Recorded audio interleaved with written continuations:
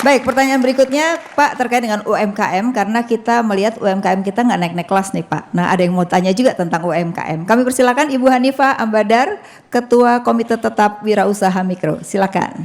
Terima kasih Bu Afi. Selamat malam Pak Anies. Selamat malam. Saya seperti Bu Afi bilang ingin menanyakan tentang kewirausahaan dan juga UMKM. Mungkin nanti jawabannya juga bisa melengkapi dari jawaban-jawaban yang sudah Pak Anies paparkan sebelumnya. Nah, pertama saya mau memberi konteks dulu nih Pak, sedikit konteks. Menurut data yang ada sebanyak 99,6%, itu hampir 100%, jumlahnya 64 juta usaha yang masuk ke dalam kategori mikro.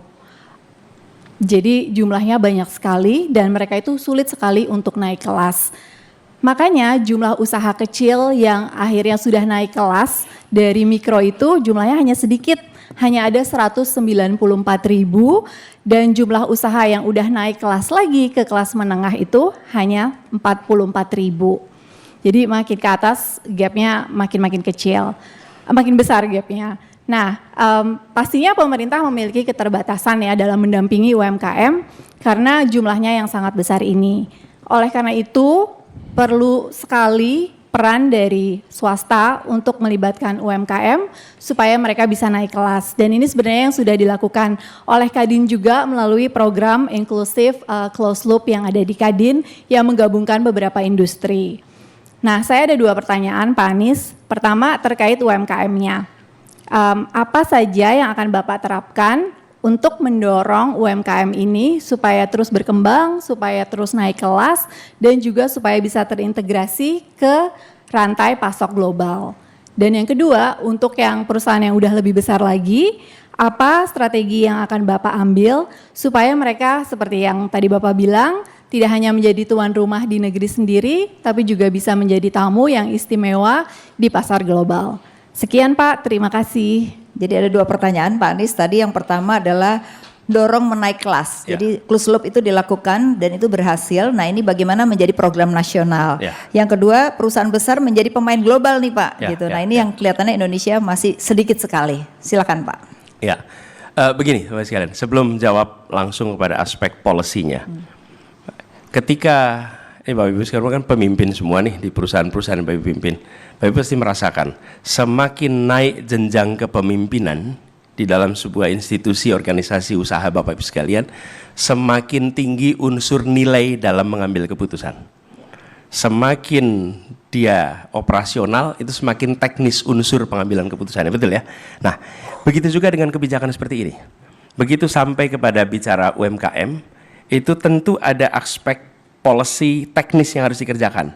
Tapi harus ada satu garis ideologi yang dipahami oleh semua. Kenapa? Karena yang menyusun kebijakan soal UMKM itu lintas kementerian, lintas level, pusat, provinsi, kabupaten, kota. Lalu pelakunya yang membuat regulasi itu banyak sekali. Bila kita di tingkat kepemimpinan nasional tidak memberikan garis ideologinya atau garis gagasannya, maka para pembuat kebijakan itu tidak tahu apa kebijakan saya ini sesuai atau tidak dengan yang diharapkan. Jadi, ketika tadi kami mengatakan Indonesia adil makmur untuk semua, maka kami terjemahkan itu menjadi sebuah kalimat. Kalimat itu jadi pegangan untuk menyusun sebuah kebijakan. Apa kalimatnya? Membesarkan yang kecil tanpa mengecilkan yang besar. Oke? Menguatkan yang lemah tanpa melemahkan yang kuat. Jadi tidak usah mencoba mengecilkan yang besar, bukan, yang besar terus besar. Nah, ini kemudian diwujudkan dalam bentuk pertanyaan. Apakah regulasi di organisasi yang Bapak pimpin, yang Ibu pimpin, sudah membesarkan yang kecil tanpa mengecilkan yang besar? Begitu dimasukkan begitu, langsung tanya sektor perbankan, sudah nggak bikin begini? Masukkan itu kepada kementerian manapun, sudah tidak ini kerjakan?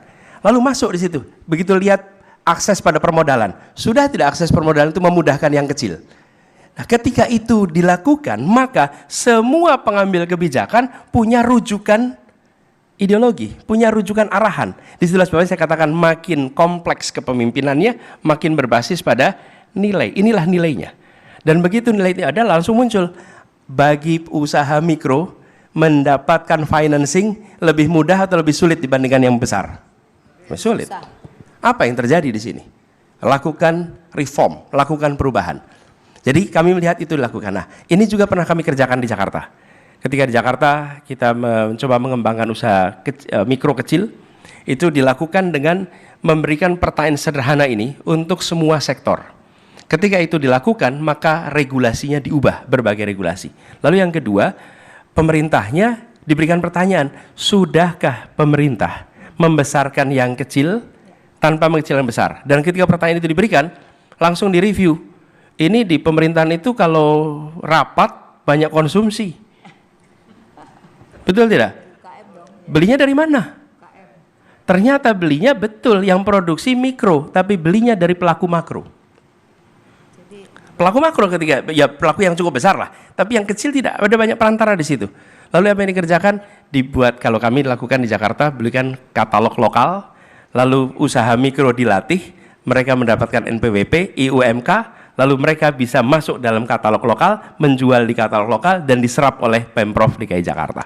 Nah, dengan cara begitu, kita mengambil langsung tuh dari pelaku-pelaku mikro, bukan hanya untuk konsumsi, tapi berbagai produk lain dimasukkan dalam katalog pemerintah. Begitu masuk dalam katalog pemerintah, mereka akan bisa langsung menemukan pasar yang sangat besar.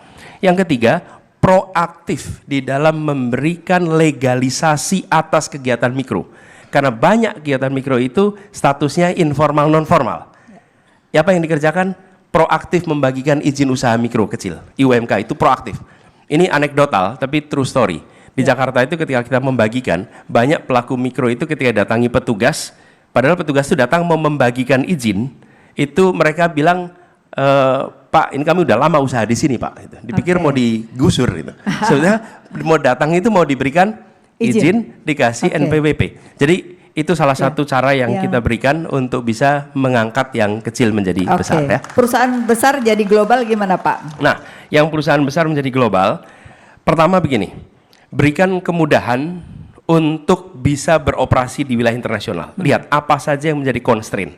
Dan bila constraint itu ada di kita, maka lakukan reform. Yang kedua, bawa pengusaha-pengusaha Indonesia di dalam setiap pertemuan-pertemuan kenegaraan yang presiden pergi. Bawa delegasi usaha untuk ikut di dalam aktivitas pemerintahan yang resmi. Dan saya menyaksikan beberapa kali dalam pertemuan bilateral, kepala negara yang datang dengan permintaan-permintaan mewakili dunia usahanya, dan yang melakukan adalah kepala negaranya.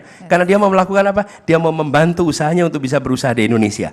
Nah, kalau mereka melakukan itu pada kita, kenapa kita tidak melakukan pada pengusaha kita kepada internasional?